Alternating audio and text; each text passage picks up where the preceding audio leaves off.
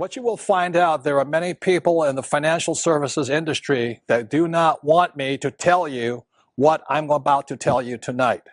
So, please be aware of that. Also, I want to caution you this. If some of you, what I may say tonight may threaten or challenge some of your beliefs about money. I mean, how many were taught, to save money, for example? Good. Tonight you're going to find out why that's a bad idea.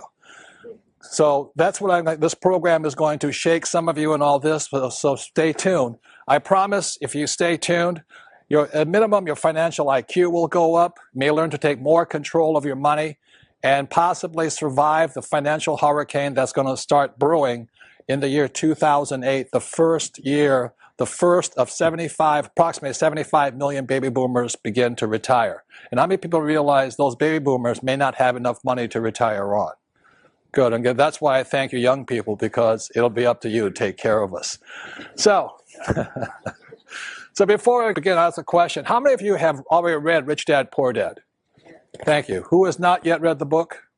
Good, there's some of you. For those that haven't read the book, it's good to see some customers still out there who haven't read about my book. But anyway,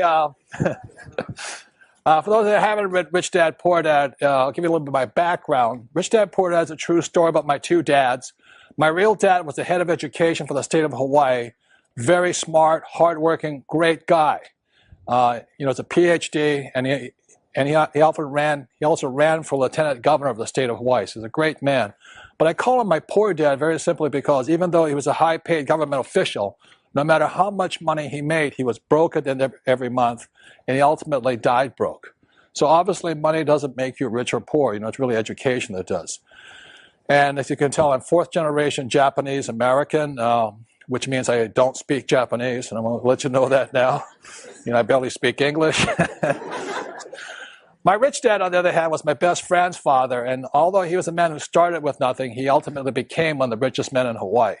So when you look at the white sands and the blue waters and the tall palm trees and the hula girls and the tall hotels right on Waikiki Beach, my rich dad's family owns some of the land under those hotels. So Rich Dad, Poor Dad, this book here, is a very simple, true story of what two fathers told two sons, my best friend and I, about the subject of money starting at the age of 9.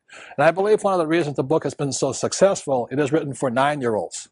And it's simple enough for everybody to understand high finance, or more importantly, why the rich are getting richer.